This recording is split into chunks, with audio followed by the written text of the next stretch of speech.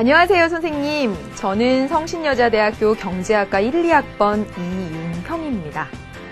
제가 고등학교를 졸업한 지 이제 6개월이 지났는데도 선생님의 말씀이 생각나서 이렇게 수강후기를 올립니다. 선생님 강의를 들으면서 수능을 앞두고 과연 잘 해낼 수 있을까 하면서 한숨을 푹 쉬던 제가 제 모교에 가서 아이들에게 힘내라는 말을 전하러 갑니다. 진짜 시간이 금방 간다는 생각이 들어요.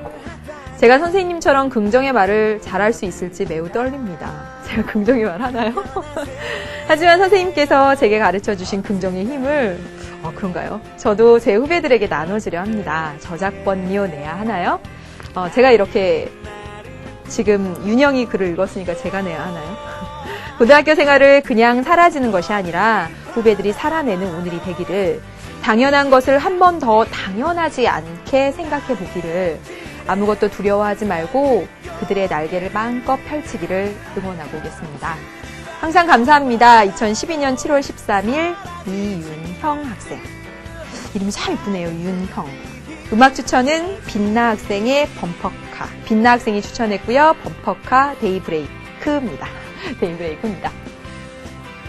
안녕하세요. 재밌는 정치, 즐거운 봄, 정치의 지도를 그리자. 맞은 것 같아요. 수능 안산 정치를 맡은 박보입니다. 맨날 이쪽에서 하다 이쪽에서 한번 했더니 이게 맞네요. 네. 여기 했던 말 중에, 정말 시간이 빨리 간다라는 윤영이 글, 학생들한테, 이제 후배들한테 힘내라는 말을 하러 간다고 하잖아요. 여러분 있잖아요. 공부 안 될 때 꿈꿔보세요. 내년을 꿈꿔보세요.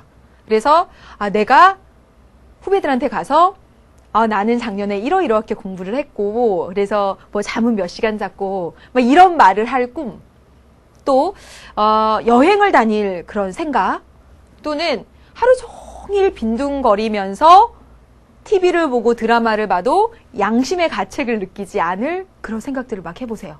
잠을 막 10시간, 12시간 자고도 막 당당하게 일어나서, 또 막, 이렇게 할 그런 꿈을 한번 꿔보세요. 그러면 좀 웃음도 나고 힘도 나고 그러지 않을까 하는 생각도 듭니다. 윤영이 발걸음이 굉장히 막 가벼워 보였어요. 또 하나 이 윤영이 글 가운데서 당연한 것을 한 번 더 당연하지 않게 생각해 보기를 그랬습니다. 제가 이 부분 읽으면서 어떤 생각했냐면, 우리 부모님이 뭘 해주는 것, 어떤 친구가 내게 뭘 해주는 것, 또는 선생님이 뭔가 내게 해주는 것, 이런 것들을 그냥 당연하게, 특히 부모님이 해주는 어떤 거는 굉장히 당연하게 받아들이잖아요. 그것들을 한 번쯤은 당연하지 않게, 그들이 나를 위해서 해준다고 당연하지 않게 한번 생각해 보셨으면 좋겠다는 생각도 들었습니다. 그래서 윤영이 잘 갔다 오고요. 그리고 여러분들도 내년을 한번 꿈꿔보시고요. 오늘 이 시간에 사법과 지방자치에 관련해서 계속 진행해 나가겠습니다.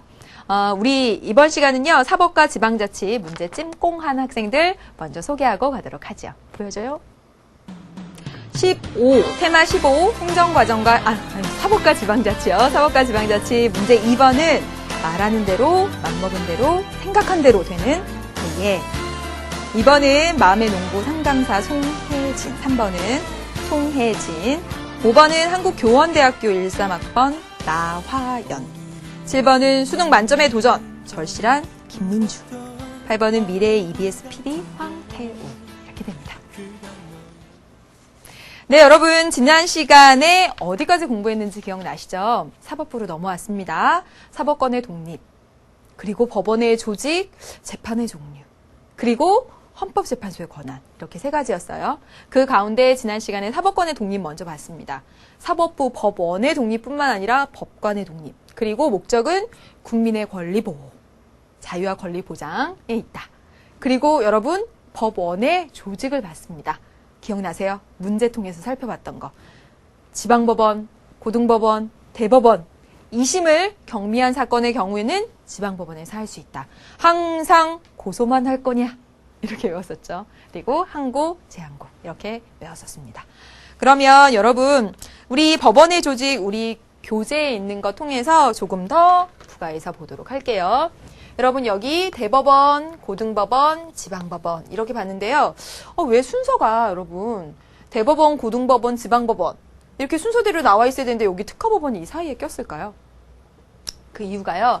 여러분 보통 지방법원이 1심을 담당하고 고등법원이 2심을 담당하고 물론 경미한 사건의 2심은 지방법원에서도 하지만 그리고 대법원이 3심 최종심을 담당을 하죠. 그런데 이 특허법원은요. 특허법원은 여기 보세요. 고등법원과 동급이다. 이렇게 되어 있습니다. 그래서 고등법원 옆에 이렇게 쓰여진 거예요. 그래서 여러분 특허 소송과 관련해서는 이 특허법원에서 1심을 하고 대법원에서 2심을 합니다. 그래서 2심제예요. 여기 다시 이렇게 그려보면요. 지방법원, 고등법원, 대법원 이렇게 그리고요. 이렇게 그리고 여기 특허법원이 이 자리에 있는 거예요. 그래서 특허 관련해서는 여기서 1심을 하고 여기서 2심을 하게 되죠. 그래서 특허 관련한 사건은 2심제 이렇게 하게 되는 겁니다.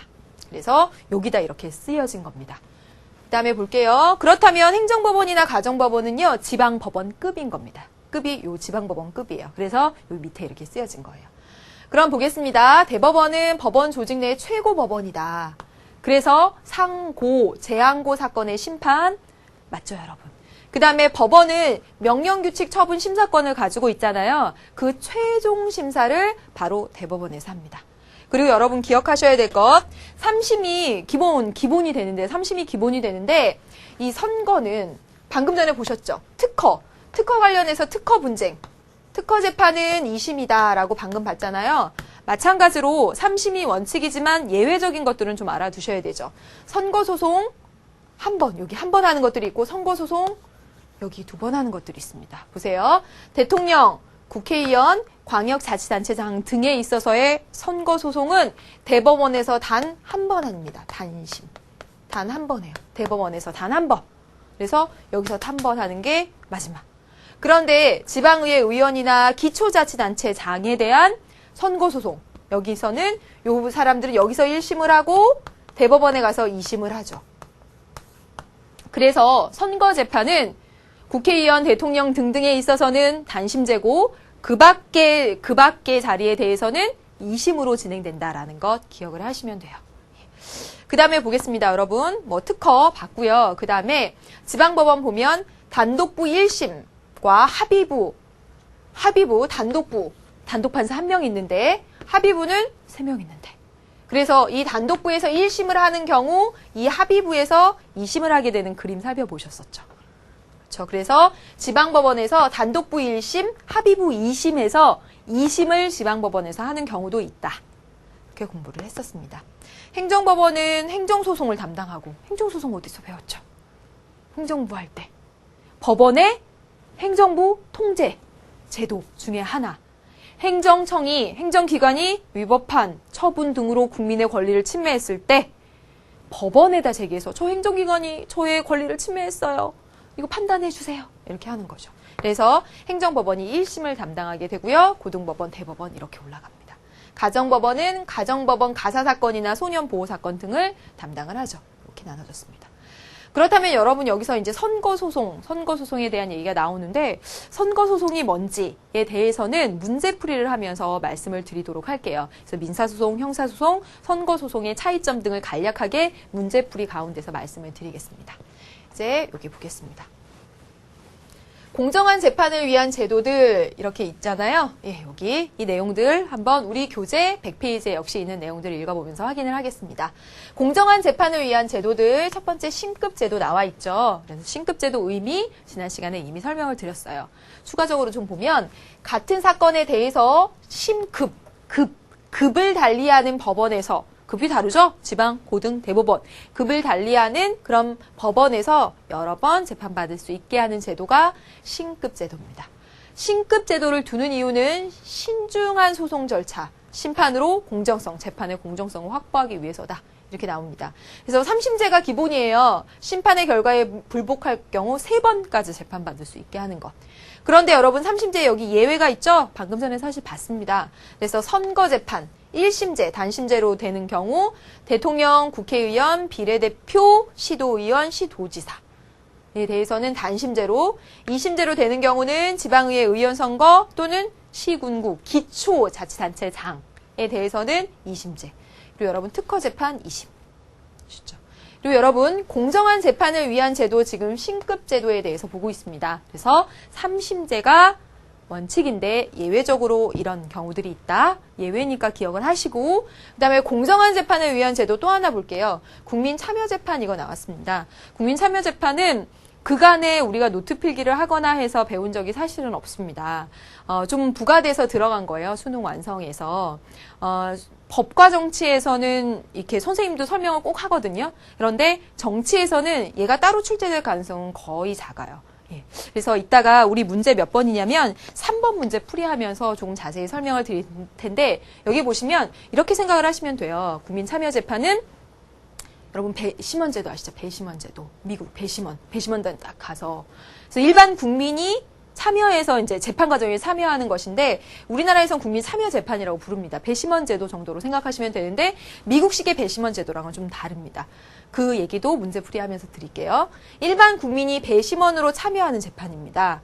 보면 적용 대상이 되는 것은 일부 형사재판에서 피고인이 희망할 경우 이렇게 되어 있습니다.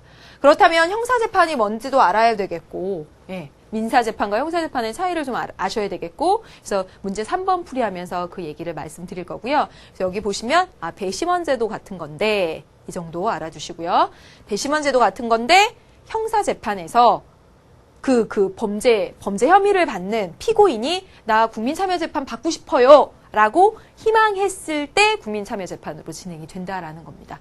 이거는요, 문제 나올 가능성은 매우 적습니다. 적지만, 지금 현재 이제 시행된 지 얼마 안 되는 정말 우리나라에서 시행되고 있는 제도들이니까 알아두시면 신문 보거나 뉴스 보거나 할 때도 좋죠. 그래서 지금 한 번만 들어두시면 아마 기억이 날 겁니다. 여기 더 볼게요.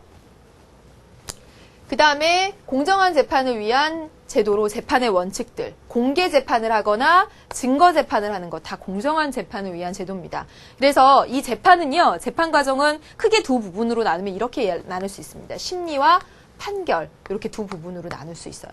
심리는 막 공방이 오고 가는 거 있죠. 선생님 맨날 추적자 얘기만 하는 것 같아요. 막 거기서 증인 이렇게 나오시오, 뭐 하시오, 대답하시오, 막 이렇게 하는 거 있잖아요. 그게 심리입니다. 그리고 맨 마지막에 판사가 땅땅땅 판결하는 게. 그래서 재판은 심리와 판결로 이렇게 되어 있고요.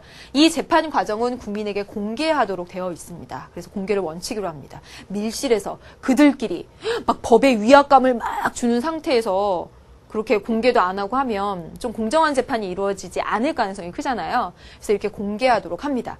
그런데 여기 보세요. 심리는 예외적으로 비공개가 가능하다. 이게 심리는 비공개가 가능하다 이랬습니다. 만약에 이 재판이 성폭행 관련한 그런 재판이었다고 해보세요. 그럼 그 와중에서 정말 사실은 개인적으로 밝히고 싶지 않은 그런 것들이 오갈 수가 있잖아요. 그렇다면 그 심리 과정은 비공개가 가능해요. 하지만 판결은 반드시 공개됩니다. 그 성폭행범이 몇 년형을 선고받았다. 라는 이 판결은 반드시 공개하도록 되어 있다라는 겁니다. 그래서 공개재판주의, 증거재판주의, 객관적 증거에 입각하여 재판함을 원칙으로 합니다. 제가 누굴 죽였거든요, 비 오는 날. 아무리 말해도요, 그 시체가 나타나거나 또는 흉기를 발견하지 않으면 안 됩니다. 그래서 객관적 증거에 입각하여 재판함을 원칙으로 한다. 공정한 재판을 하기 위해서죠. 그 다음에 볼게요. 공정한 재판을 하기 위해서 적법 절차, 법이 정한 적법 절차에 따른 재판을 진행하도록 되어 있습니다. 그래서 형사재판의 경우는 특히 죄형 법정주의, 이거 의미를 말해보면 범죄와 형벌은 법이 정한다. 그래서 그것이 범죄가 되는지 그리고 형벌을 줄 것인지는 자의적으로 판단하는 것이 아니라 자의적으로 판단하는 것이 아니라 법이 정해진 대로 하는 것. 그 다음에 일사부재리 원칙. 여러분, 일사부재의 원칙 어디서? 국회 할 때. 한 가지 사건에 대해서 의의였죠. 국회에서는요. 일사부재의 원칙이었잖아요. 일단 부결된 것은 다시 토의하지 않는다. 그러니까 국회였고요. 여기서는요. 한 가지 사건에 대해서 다시 판단할 리자입니다. 판단하지 않겠다.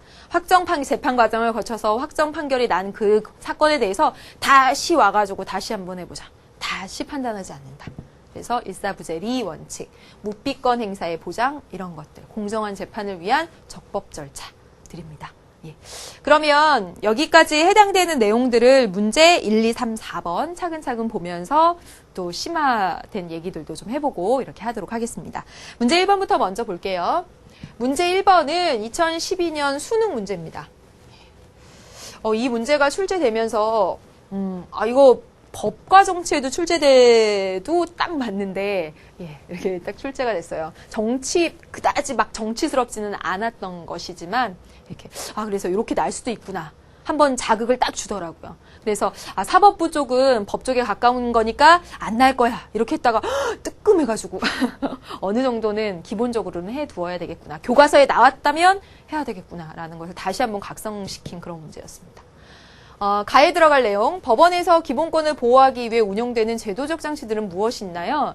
법원에서 기본권을 보호하기 위해서 운용되는 장치. 그랬더니 윤리 강령을 제정하여 법관이 준수하도록 하고 있습니다. 그리고 여기 보니까 이것을 통해서 재판의 공정성을 확보하고 있습니다. 그랬네요. 요게 핵심이네요. 재판의 공정성을 확보하는 제도들, 그겁니다. 그래서 옳지 않은 것이니까 재판의 공정성을 확보하는 제도가 아닌 것은 그게 문제죠. 여러 단계 거쳐서 막 선생님도 나오고 했지만 문제는 이겁니다. 재판의 공정성을 확보하는 제도가 아닌 것은 이겁니다. 그럼 볼게요. 1번 객관적 증거에 입각하여 재판한다. 재판의 공정성. 맞죠? 맞습니다. 2번 권리구제형 헌법소원 심판을 청구하는 것. 여러분, 권리구제형 헌법소원 심판 청구하는 거 국민이 권리구제형 헌법소원 최후의 수단으로 나의 기본권을 보장해달라고 기본권, 침해된 기본권을 구제받는 최후의 수단이 되는데 바로 이거 권리구제형 헌법소원을 청구하면 재판의 공정성이 확보가 됩니까? 굉장히 그럴듯해서 헷갈렸나요? 아니죠, 여러분. 이거는 공부를 어느 정도만 하면 어렵지는 않게 출제된 편입니다. 그래서 2번이 정답이 되죠. 3번 재판의 심리, 판결 과정을 국민에게 공개하는 것. 증거재판주의, 공개재판주의 이렇게 나왔네요. 맞죠? 4번 하급 법원 판결에 불복하는 경우 상급 법원에서 재판을 다시 받을 수 있게 하는 것. 신급제도잖아요. 신급제도. 재판의 공정성. 여기까지 의문이 없죠? 5번 보겠습니다. 5번이 조금 어려운 선지였을 수 있을 것 같습니다. 보면 형벌이 무거운 범죄에 대해서의 재판은 단독 판사가 하는 것이 아니라 법원의 합의부가 한다. 여러분, 요게 조금 어려웠을 수, 지금 여러분은 설명을 드리셨으니까 물론 그렇지만 단독 판사 한 명이 하는 것이 아니라 무거운 범죄에 대해서는 3명이 하도록 하는 것. 이게 어떤 한 사람이 판단을 했을 때 아무래도 3사람이 했을 때보다는 아주 공정한 결론을 내릴 수도 있지만 가능성 측면에서 보면 3사람이 심사숙고해서 하는 것이 공정성을 확보하기가 더 좋죠. 그렇죠? 여기 상식적인 수준에서 생각해 보셔도 되고 이 단독 판사와 합의부의 구성원들을 아셨다면 아마 쉽게 아셨을 텐데 그래서 정답은 권리구제형 헌법소원을 청구하는 거 해당 사항 없습니다. 2번이 정답이 됩니다. 수능 문제였고요. 이제 다음 2번 문제 보겠습니다. 이거 우리 다 했네요. 지난 시간에 했죠. 허예! 예지였는데 예지. 보세요. 사법제도입니다. 니은에 들어갈 것은 지방법원, 고등법원. 허예. 여기 뭡니까? 대법원이죠. 그러면 문제를 풀이해 나가 보도록 하겠습니다. 옳은 것은이에요. 1번 기억은요. 대법원은요. 명령이나 규칙이 헌법이나 법률에 위반되는지 여부를 심사할 수 있는 권한을 가지고 있다. 그렇죠. 대법원 명령, 규칙, 처분에 대한 심사권, 최종 심사권을 갖습니다. 맞네요. 정답 1번 나왔네요. 네, 1번입니다. 2번 기억의 판결에 불복할 경우, 대법원의 판결에 불복할 경우 헌법재판소에 헌법심판을 청구할 수 있다. 여러분 이거 꼭 기억하셔야 되죠. 여러분 지금 1심, 2심, 3심제입니다. 그런데 여기 판결에 불복해서 그 위에 헌법재판소로 가면 이건 흡사 4심제예요. 원칙은 3심제다라고 했죠. 따라서 여러분 헌법재판소에 헌법소원 심판을 청구하러 갈 때는 국가 권력에 의해서 공권력에 의해서 국민이 기본권을 침해당했을 때 최후의 수단으로 국민이 직접 청구하는 것인데 판결에 대해서는 청구할 수 없습니다.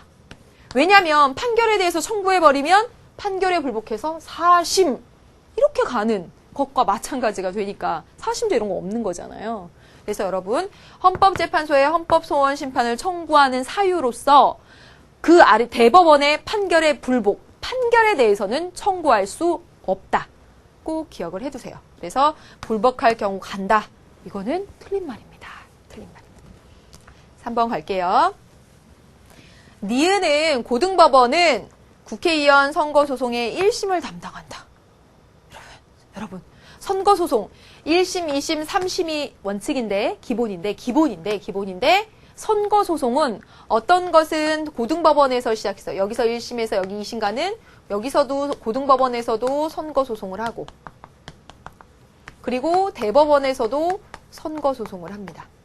선거소송 조금 이따 얘기를 하겠지만 당선의 유무효, 선거의 유무효를 가리는 거예요. 그런데 여러분 재판이라는 거 진짜 오래 걸려요. 몇 년씩 막 걸리잖아요. 그런데 만약에 대통령에 대해서 선거소송이 진행된다. 대통령 선거에 선거소송이 진행된다. 이렇게 생각을 해보세요. 당선의 유무효를 가려요. 그런데 1심부터 막 여기부터 막 이렇게 그러면 대통령이 없는 상태로 상당히 오랜 기간을 갈 수가 있겠죠. 그래서 빨리 가급적 이렇게 중요한 자리는 빨리 결정이 돼야 돼요. 당선의 유무효에 대한 그 소송 그게 빨리 진행이 돼야 돼요. 그래서 대통령, 국회의원, 광역자치단체장 등 아주 중요한 자리 단 한 번으로 진행이 됩니다. 그리고 여기 지방의회 의원이나 또는 기초자치단체장 같은 경우는 고등법원에서 그리고 대법원 이렇게 2번 가게 되죠. 여기 국회의원이라고 했으니까 니은이 아니라 기역 이렇게 해야 되는 거죠. 그 다음에 보겠습니다. 4번 볼게요. 기역과 니은의 소속 법관은 모두 대법원장이 임명한다. 라고 했는데요. 이거 너무 심화돼서 나왔네요. 어려워요. 허예 그랬나요? 여러분 보겠습니다. 기역과 니은 나왔는데 기역만 보고도 얘기를 해볼게요. 대법원장, 대법관 그리고 일반 법관들이 있는데 여기만 한번 대법관 얘기만 해봅시다. 대법원장, 대법관 다 어때요? 대통령이 임명하죠. 대통령이 임명합니다.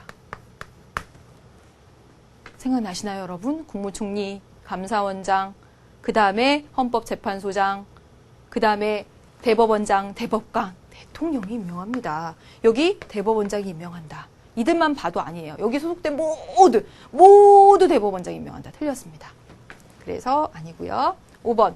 위 제도는 사법권의 독립을 목적으로 한다. 여러분 이 말도 되게 그럴듯하게 들려요. 여러분 이 제도는 뭐냐면 여기서 나타난 제도는 뭐냐면 여러 번 급이 다른 법원에서 여러 번 재판받을 수 있게 하는 제도입니다. 여기서 나타난 거 신급제도입니다. 여러분 신급제도의 목적은요? 공정한 재판입니다. 공정한 재판을 통해서 국민의 자유와 권리를 보장하는 데 있습니다. 신급제도의 목적이 사법권의 독립이다. 이렇게 말해버리면 틀리죠. 공정한 재판을 통해서 국민의 자유와 권리 보장, 국민의 권리 보장. 물론 사법권의 독립의 목적도 국민의 권리 보장에 있어요. 즉 다시 말하면 신급제도나 사법권의 독립이나 국민의 권리 보장의 목적이 있지만 그렇다고 신급제도의 목적이 사법권의 독립이다. 이렇게 말하는 건 아니죠. 틀렸죠? 그래서 이것도 틀렸습니다. 정답 찾으실 수 있겠죠? 3번 문제 보겠습니다. 이 3번 문제 한번 보시죠. 그림은 2008년에 우리나라에서 도입한 재판 제도입니다. 2008년부터 시행된 제도가 되고요. 그동안 수능 특강이나 수능 완성에서 이렇게 단 한 문제로 출제된 적은 없었어요. 그런데 이제 이렇게 나왔습니다. 그러니까 한번 봐주세요. 이 제도에 대한 옳은 설명만을 보기에서 있는 대로 고른 것은 했습니다. 지금 여기 보면 딱 드러나는 게 이겁니다. 배심원석. 국민 참여 재판입니다. 그래서 이게 국민 참여 재판이에요. 왜 국민 참여 재판을 하게 됐냐면요, 여러분. 입법부는 우리가 선출하죠. 국회의원 선거를 통해서 선출해서 그들이 구성을 하죠. 그래서 국민의 동의와 지지가 담겨 있는 권력기관입니다. 국민이 뽑아주고 동의하고 지지한 그 사람들이 가서 구성을 하니까. 그럼 행정부도 보세요. 물론 관료들은 국민의 손으로 뽑진 않았지만 행정부의 수반, 대통령을 우리 손으로 뽑았죠. 그래서 행정부도 국민의 동의와 지지가 담겨 있고 입법부도 담겨 있는데 사법부만은 안 그래요. 사법부는요. 이 판사 막 여기 판사랑 막 이렇게 법원에 여기 소속된 법관들을 보면 이들은 시험 잘 봐서 사법고시 패스하고 막 이렇게 해가지고 여기 들어가신 분들이잖아요. 그러니까 여기에는 국민의 동의와 지지가 안 들어가 있다고요. 그래서 이 사법 과정에도 국민의 그 민주적인 어떤 정당성을 담기 위해서 그래 국민 참여 재판을 도입하자. 그래서 이렇게 국민이 들어가게 된 겁니다. 이게 국민 참여 재판이에요. 그러면 여기 딱 한번 보세요. 여기 보면 검사가 있고 그리고 피고인 이런 말이 있습니다. 이 말이 있으면 이게 형사재판이라는 말이거든요. 여러분 한번 여기다 써보겠습니다. 형사, 재판, 민사, 재판, 소송 제기.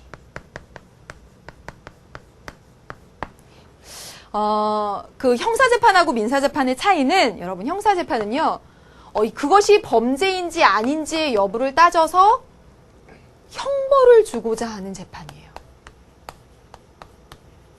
다시 말하면 뭐냐면 형사재판은 국가에서 이러한 것들은 전체 국가 발전에 해를 끼치는, 없으면 없을수록 좋은 거라고 몇 가지를 규정해 놓고 이런 짓을 저지르는 사람들은 혼내주는 거예요. 국가에서 혼내주는 겁니다. 혼내주는 게 형벌을 주는 거죠.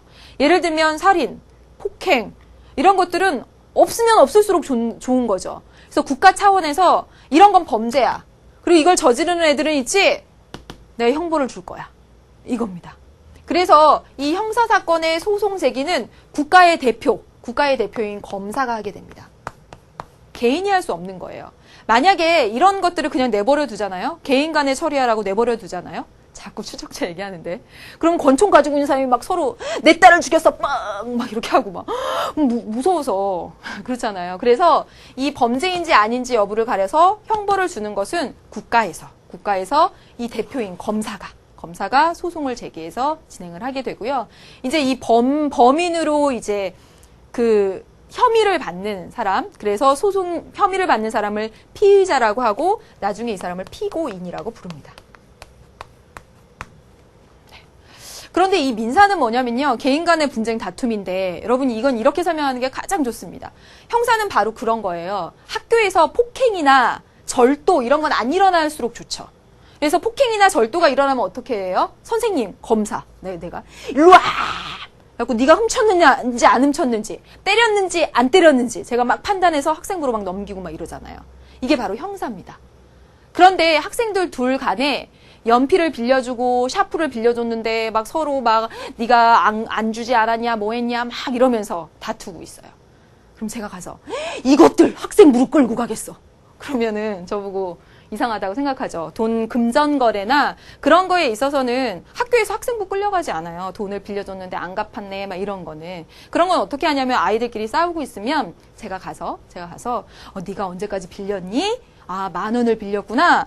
그러면 1,000원씩 이렇게 나눠 갚지 그러니 가운데서 이렇게 중재를 할 수는 있죠. 그게 바로 민사입니다. 그래서 민사는요. 소송을 제기한 사람이 원고 그리고 피고 이렇게 되고 가운데서 선생님이 이렇게 중재하는 것처럼 국가가 이렇게 중재를 해주는 거예요. 그래서 형사와 민사는 이렇게 다릅니다. 그러면 여기 이렇게 보시면요. 여기 검사가 있고 피고인이 있고 변호인이 있다라는 걸 딱 봐도 이게 형사사건임을 알 수가 있습니다. 그렇다면 이 국민참여재판은 형사사건에 한해서 민사사건에 대해서는 국민참여재판 진행하지 않아요. 이 피고인이 어떨 때? 아까 보셨죠? 원할 때. 희망할 경우에 국민참여재판으로 진행이 됩니다. 예. 그 다음에 이게 나왔으니까 이제 하나 더 쓰면요. 선거소송, 선거재판. 그렇다면 선거재판은 어떤 차이가 있냐면요. 이거는 당선의 유무효 또는 선거 자체의 유무효를 다투는 재판이 됩니다. 그래서 가장 쉬운 예를 들면 뭐냐면 예전에 나왔던 것 중에 하나가 막 개표를 하는데 갑자기 10분 동안 정전이 됐어요. 그리고 나서 10표 차이로 졌어요. 그럼 어때요? 진 사람은 이거 선거 이거 무효 당선 무효 이런 거 하고 싶지 않을까요? 분명히 뭐가 그 사이에 10분 정전된 사이에 이것은 선거 관리를 잘못한 이거 국가 선거관리위원회에 문제가 있다라고 해서 그럴 때 제기할 수 있는 게 선거재판입니다. 당선의 이유 무효나 선거의 이유 무효를 물어보는 거죠. 그런데 여러분 이건 달라요. 선거법 위반. 여러분 법을 위반한 거니까 이건 범죄잖아요. 선거법을 위반해가지고 막 돈을 뿌려서 선거하고 막 이러는 거는 없어지면 없어질수록 좋죠. 국가가 이건 혼내줘야 되겠다고 생각이 들지 않겠어요? 이거 선거법 위반으로 해서 진행되는 재판은 형사재판입니다. 그래서 여러분 선거라는 말이 들어갔다고 해서 무조건 선거재판이라고 생각하시면 안 돼요. 요거 이렇게 다릅니다. 예, 그래서 요거까지 하나 더 말씀드렸어요. 그러면 이 문제를 풀어볼게요. 여러분 이 문제 풀면서 국민참여재판 자체를 깊이 있게 알기보다는 지금 선생님이 설명하는 수준에서 여기 형사재판에서 이 피고인이 원했을 때 이제 하나 또 더 보겠습니다. 볼게요. 기억. 피고인의 의사와 관계없이 실시된다? 틀렸죠? 희망할 때입니다. 니은. 이것도 사실 깊숙한 거예요. 이것도. 니은. 배심원의 판결은 법적인 구속력을 지닌다. 이게 틀렸습니다. 이것도 여러분에게 안 물어볼게요. 혜진이 이거 틀렸을 거예요. 틀려도 괜찮아요. 예. 이거 배심원의 판결은 법적인 구속력을 지닌다. 미국의 배심원은 쟤는 그래요. 그런데 우리나라의 배심원은요. 저 사람이 저런 범죄를 저질렀으니까 한 5년 정도 했으면 좋겠습니다라고 배심원단이 의견을 제시해요. 의견을. 양형에 대한 의견을 제시합니다. 의견을 제시하면 이 판사가 이걸 받아들여도 되고 판사 나름대로 해도 돼요. 근데 만약에 배심원단과 의견이 다를 때는 왜 달리했는지 그 이유를 제시해야 돼요. 그러니까 배심원의 판결이 법적인 구속력을 가지는 건 아닙니다. 그래서 아니다 이렇게 해야 되죠. 디귿. 사법과정에서 국민 주권의 원리를 구현하기 위해서 말씀드렸잖아요. 행정부, 입법부에 비해서 이 사법부는 국민의 동의와 지지, 정당성이 들어가 있는 측면이 굉장히 작아서 여기 이렇게 들어간 거예요. 맞습니다. 리을. 재판 과정에서 법관의 사실 판단 오류를 줄이는 데 기여하겠죠. 여러분 아까 한 명이 하는 것보다 3명이 하는 합의부가 공정성을 높인다라고 했잖아요. 그렇다면 이렇게 보는 눈이 많으면 물론 법적인 지식에 있어서는 좀 떨어져도 그래도 이렇게 많은 눈이 보고 있으면 더 사실 판단을 하는 데 있어서 오류를 줄일 수 있지 않겠습니까? 맞는 얘기입니다. 이제 혜진이 잘 봤나요? 4번 문제 보겠습니다. 다음은 형사재판 과정에서 지켜야 할 여러 가지 원칙들입니다. 이에 대한 공통적인 설명으로 옳지 않은 것은 했습니다. 형사 피의자의 체포 및 수사 시 수사관은 피의자, 그럼 피의자 이거 용어는 뭐냐면 피의자, 혐의를 받고 있는 사람. 그러다가 이 사람이 형사 재판을 하게 되면 이 사람이 피고인으로 이름이 바뀌는 거예요.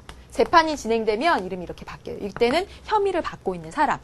이 피의자가 자신의 권리를 보호할 수 있는 여러 방법에 대해서 고지해야 된다. 이게 무슨 말이냐면 체포할 때. 당신의 체포 이유는 이것이고 묵비권이 있으며 변호인의 조력을 받을 수 있습니다. 묵비권이 있으며 변호인의 조력을 받을 수 있습니다. 이런 거 얘기해줘야 돼요. 이걸 뭐라고 얘기하죠? 미란다 원칙. 미란다 원칙을 고지해야 합니다. 지금 막 얘기하다 보니까 2010년도에 법과 사회 가르치던 생각 막 나면서 그때 되게 재밌었는데 법도 되게 재밌어요, 여러분. 형사소송 과정도 재미있고 뭐 부동산, 그다음에 특히 여러분이 재밌어하는 건 청소년 범죄. 막 그래요. 뭐 청소년과 관련된 거, 뭐 혼인은 언제 할 수 있는지 막 등등등 이런 것들을 되게 재밌어 했습니다. 생각이 나네요. 그다음에 형사 피의자는 법률과 재판 절차에 대해서 변호인의 도움을 받을 수 있으며 유죄가 확정되기 전까지는 무죄로 추정합니다. 무죄 추정의 원칙. 그 다음에 피의자가 구속에 의한 조사와 재판이 적합한지 여부에 대해서 법원의 심사를 받을 수 있으며 이게 뭐냐면 구속 적부 심사제입니다. 구속이 적합한지 부당한지. 여러분 구속된 상태에서 이렇게 그 조사를 받을 수도 있지만 불구속 상태에서 수사한다 이런 얘기 들어보셨죠? 예. 그래서 구속된 상태에서 수사를 받을 때 이 구속이라고 하는 건 여러분 뭐예요? 신체의 자유를 제한하는 거잖아요. 그러니까 이것이 적합한지 부당한지 이렇게 여부에 대해서 심사를 받을 수 있고요. 객관적 증거 없이 자백만으로는 유죄로 인정할 수 없도록 하고 있습니다. 그럼 볼게요. 이런 것. 1번. 이와 같은 모든 이런 것, 지금 묵비권, 변호인의 도움, 무죄 추정의 원칙 뭐 이런 것들은 다 신체의 자유와 밀접한 관련이 있는 거죠. 신체의 자유 보장입니다. 2번. 이런 것들은 재판의 공정성을 높이는 데 기여하죠. 그렇죠? 예. 이렇게 무죄 추정의 원칙, 증거 재판주의로 이렇게 진행하는 이런 모든 것들은 재판의 공정성을 높이는 데 기여합니다. 또 공권력 행사에 있어서 적법 절차의 원리를 강조하고 있는 거죠. 헌법에서 이렇게 써 있는 이 절차에 따라서 맞습니다. 4번. 우리 헌법이 추구하는 자유민주주의 이념에 부합하죠. 여러분 자유민주주의에서 강조하는 거 뭐죠? 기본권, 자유. 이거 신체의 자유 보장입니다. 신체의 자유. 신체의 자유를 제한할 때는 이만큼 이렇게 엄격하게. 그래서 이것도 많죠. 그다음에 이런 것들이 있으면 재판 과정에서 법관의 직무상 독립을 훼손할 수 있다. 여러분 그럼 이런 것들이 있으면 사법관의 독립을 막 저해하는 겁니까? 아니죠. 네. 상관없음. 정답은 5번이 됩니다. 여기까지 해서 여러분 사법권 관련해서 보았습니다. 3번 문제 설명하면서 좀 다른 국민참여재판 나와서 여러 가지 부가해서 설명을 좀 드렸습니다. 여기까지 해서 사법권 봤고요. 이제 사실은 문제에 출제될 가능성 100%인 게 거의 100%인 게 바로 다음이죠. 바로 이거. 헌법재판소의 권한입니다. 헌법재판소의 권한 5가지. 반드시 꼭 알아두셔야 되겠죠. 볼게요. 법률의 위헌 여부가, 법률이 위헌인지 아닌지 여부가 재판의 전제가 될 때. 여러분 이거 뭡니까? 위헌, 법률, 심판입니다. 여러분 우리 재판을 생각해보면 어떤 때 재판을 해요? 너는 어떤 법을 위반했다.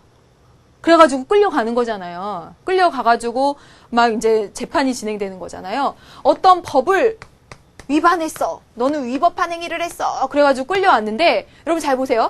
이 법 자체가 헌법에 위배되는 것이라면 헌법에 위배되는 법은 존재할 수가 없죠. 그렇다면 이 법은 없어지죠. 없어지면 너는 위법한 짓을 저질러서 소송을 하는 거야. 라는 그 사실도 없어지게 되는 거죠. 그렇죠. 그러니까 이 법률이 헌법에 위배되는지 여부가 정말 이 재판에서 중요해졌을 때 그랬을 때 바로 위헌법률 심판 제청은 누가 하냐면 법원이 합니다. 법원의 제청. 여러분 이 사항들은 선생님이 사례와 함께 수능특강 개념 강의에서 정말 많이 설명을 드렸습니다. 이해 안 되시면 거기로 찾아가셔야 돼요. 그 정도의 노력은 여러분이 해주세요. 선생님 진짜 시간도 없는데 지금 이제 10분밖에 안 나왔는데 여러분 가서 해주세요. 두 번째, 국민이 공권력에 의해서 헌법이 보장된 기본권을 침해당했을 때 다른 법률적 구제 절차를 모두 거친 후에 또 구제되지 않았을 때 최후의 수단으로 이게 뭡니까 여러분? 헌법 소원이죠. 누가? 국민이 청구합니다. 국민이 직접 청구하게 되죠. 다음 보세요. 그 다음에 보겠습니다. 고위 공직자에 대한 국회의 탄핵 소추가 의결되면 여기 탄핵 심판이죠. 판이고 그렇다면 누가 제기해요? 여기 있네요. 국회의 탄핵 소추 의결시 여기가 됩니다. 국회입니다. 그렇죠. 그 다음에 정당의 목적이나 활동이 민주적 기본 질서에 위배될 때 이 정당 해산할 것인지 정당 해산 심판권이죠. 심판권이고 여러분 이거 누가요? 위헌 정당 해산 제소권. 행정부. 그렇죠. 정부에서 가지고 있었죠. 그래서 이건 정부의 제소로. 다 달라요. 여기 법원의 제청, 국민의 청구. 여기 국회고요. 그리고 여기 정부입니다. 그 다음에 마지막 국가기관 상호간에 혹은 국가기관과 지방자치단체 상호간에 권한 분쟁이 있을 때 이거 권한쟁의 심판입니다. 그래서 무상급식 여부를 두고 서울시장하고 교육감하고 이렇게 충돌이 됐을 때 이게 청구되기도 했었죠. 그래서 이거는 바로 국가기관들이 서로 청구를 하게 되는 겁니다. 국가기관들이 청구를 하게 되는 그 해당되는 국가기관 또는 지방자치단체가 청구를 하게 되는 겁니다. 그래서 여러분 이 5가지가 바로 헌법재판소의 권한이고 여러분에게 강조해서 말씀드리고 싶은 건 이 5가지 관련돼서 사례와 함께 선생님이 위헌법률 심판 헌법소원 자세히 설명드렸습니다.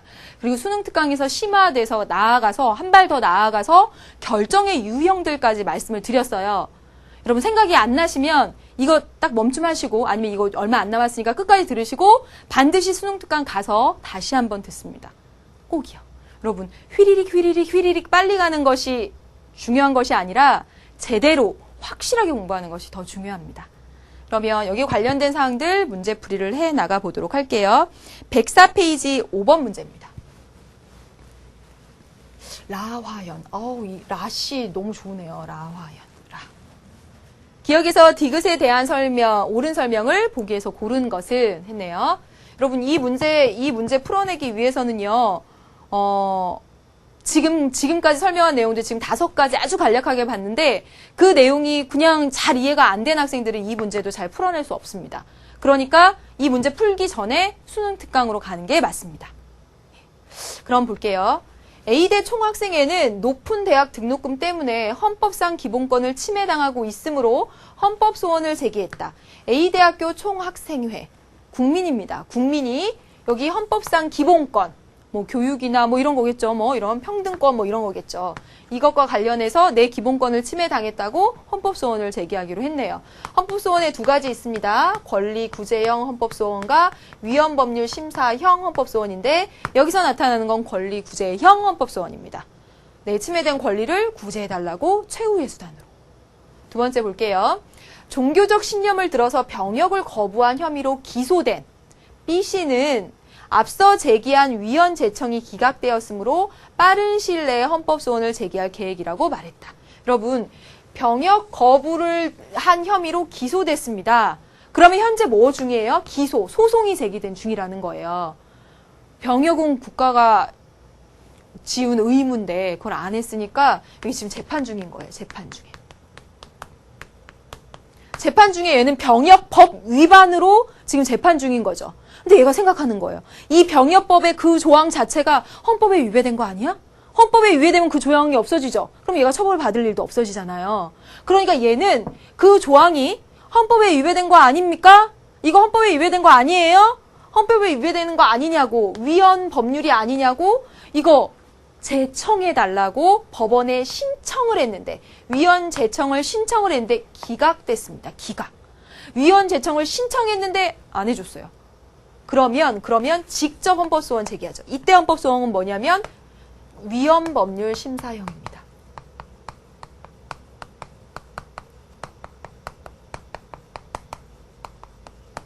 여러분 다시 그려볼게요. 여기 지금 재판 중입니다. 재판 중이에요. 뭐 위반으로? 병역법 위반으로. 병역법 몇 조 위반일 겁니다. 그런데 병역법의 몇 조가 얘 생각하기에는 이 헌법에 있는 양심의 자유 이런 것을 위배한다라는 생각이 들어요. 그러면 헌법에 위배되는 법률 조항은 존재할 수 없으니 이거 없어지면 이거 법 위반도 아니고 그럼 풀려나올 수 있잖아요. 그러니까 이 재판 중에 이 법 조항의 헌법이 위배되는지 아닌지 여부는 굉장히 중요해요. 재판의 중요한 전제가 됐을 때 얘 지금 B씨 이 B씨가 이 지금 재판 중인 법원에다가 신청을 합니다. 이거 위헌 법률 아니에요? 이거 위헌 법률인지 아닌지 여부를 심판해야 되는 거 아니에요? 위헌 법률인지 아닌지 여부를 심판해달라고 제안하고 요청하는 것을 신청하는 겁니다. 몇 단계 같네요. 네, 보세요. 여기 위헌 법률 심판을 누가 해요? 헌재가. 그러면 헌법재판소에 위헌 법률 심판을 해달라고 법원이 제청할 수 있는 법원이 제청권이 있잖아요. 그러니까 B씨가 법원에다가 요 제청권 좀 행사해 주세요 이렇게 했는데 법원이 제청권 행사 안 한 거예요. 기각 이렇게 한 거예요. B씨 안 달라져. 어떻게 안 달라잖아요. 이거 진짜 가리고 싶은데. 그랬을 때 기각 이렇게 했을 때 B씨가 직접 갑니다. 여기 헌재로 직접 갑니다. 그랬을 때 직접 하는 건 다 헌법소원이라고 부릅니다. 국민이 직접 하는 건 헌법소원이에요. 그런데 이건 흡사 위헌법률 심판과 비슷해서 위헌법률 심사형의 헌법소원이다. 이렇게 얘기를 한다는 겁니다. 결국은 다 했네요. 수능 특강에서. 네, 보겠습니다. 시민연대가 유료도로법에 따라서 건설 유지비 총액 모두 회수한 어떤 고속도로 통행료 부과에 대해서 부당이익 반환 소송, 여러분 여기 보세요. 소송 중입니다. 재판 중이에요. 재판 중에 해당 법률의 위헌 소지가 있어요. 재판 중에 법률이 위헌인지 아닌지 여부가 굉장히 중요해요. 그러면 위헌 법률 심판인 거죠. 맞죠? 예, 위헌 법률 심판 제청을 신청한 겁니다. 법원에다가. 그래서 법원이 만약에 기각하면 똑같이 얘도 위헌 법률 심사형 헌법소원을 제기할 수 있는 거죠. 이제 문제 풀이해 나가보도록 하겠습니다. 기업과 달리 여기 헌법소원과 달리 니은은 개인이 할 수 없다. 이 니은의 헌법소원. 위헌 법률 심사형 헌법소원. 개인이 할 수 있죠. 그러니까 틀렸습니다. 두 번째, 기억은 권리 구제형이고 니은은 위헌 법률 심사형의 헌법소원이죠. 설명을 계속 드렸습니다. 디귿. 기억과 디귿은 법률의 위헌 여부가 재판의 전제가 된 경우에 행사할 수 있다. 여러분 보겠습니다. 지금 기억과 디귿이라고 했는데 이거 틀렸죠? 보세요. 법률의 위헌 여부가 재판의 전제가 된 경우에는 위헌 법률 심판. 여기 위헌 법률 심판. 디귿은 맞고요. 기억은요. 헌법 소원이잖아요. 권리 구제형의 헌법 소원이잖아요. 그러니까 기억은 아니죠. 틀렸습니다. 다음 볼게요. 리을. 디귿은 기억과 니은은 여러분 헌법 소원이고요. 디귿은 위헌 법률 심판입니다. 밑줄 그은 데까지만 보셔야 되는 거예요. 밑줄 그은 데까지만. 그러면 위헌 법률 심판은 기억, 니은과 달리 법원에 의해서 이루어진다. 그렇죠. 여러분, 헌법소원은 청구 주체가 누구다? 국민이다. 이건 국민이다. 그리고 위헌 법률 심판의 제청 주체는 법원이다. 그래서 이거 맞는 내용이죠. 문제 한 문제 더 남겨두고 있는데요. 여기까지 한 내용들 다시 한 번만 정리해보고 이 시간 마치도록 하겠습니다. 여러분 지금 보시면 여기 내용 통해서 사실 중요한 내용들이 다 나왔어요. 시험에 자주 나오는 것은 헌법소원과 위헌법률 심판입니다. 우리 수능 완성 교재에서 지금 빠진 부분이 결정에 대한 거예요. 위헌, 헌법 불합치 뭐 이런 거 있잖아요. 결정. 그 결정에 대한 내용들이 빠졌는데 그 내용들은 수능 특강 가서 꼭 다시 한번 보충을 해달라라는 걸 당부드리면서 지금 보시면 이것은 권리 구제형의 헌법소원입니다. 헌법소원 두 가지 있다고 했어요. 이거 권리 구제형입니다. 왜요? 등록금 때문에 기본권을 침해당했을 때 최후의 수단으로. 재판 중이라는 전제가 없어요. 그러면 권리 구제형입니다. 그런데 여기 두 번째 보세요. 이 B씨는 재판 중이에요. 재판 중에 이 병역법의 그 조항이 헌법에 위배되는 것 같아서 위헌 법률 심판 제청을 신청했는데 기각됐습니다. 신청했는데 기각되면 자신이 이제 직접 가서 헌법소원을 합니다. 직접 가면 헌법소원. 그런데 여기랑 성격이 달라요. 위헌 법률 심사형. 여긴 보세요. 법률에 위헌 소지가 있어서 재판 중에 위헌 법률 심판을 제청해 달라고 신청을 한 겁니다. 여기 위헌 법률 심판 이렇게 나왔습니다. 네, 여기까지 했습니다, 여러분. 네, 오늘 한 내용 중에 가장 중요한 내용을 하면서 막 흥분해서 하면서 이제 끝낼까 합니다. 여러분 다음 시간에 이 헌법재판소 관련된 문제 한 문제 더 풀고요. 그리고 지방자치 문제 마저 정리하고 그리고 3단원을 모두 정리하고 이제 또 4단원으로 가겠습니다. 예. 여러분 잘 복습하시고 수능 특강 갔다 오세요. 네, 다음 시간에 만나도록 하겠습니다. 안녕.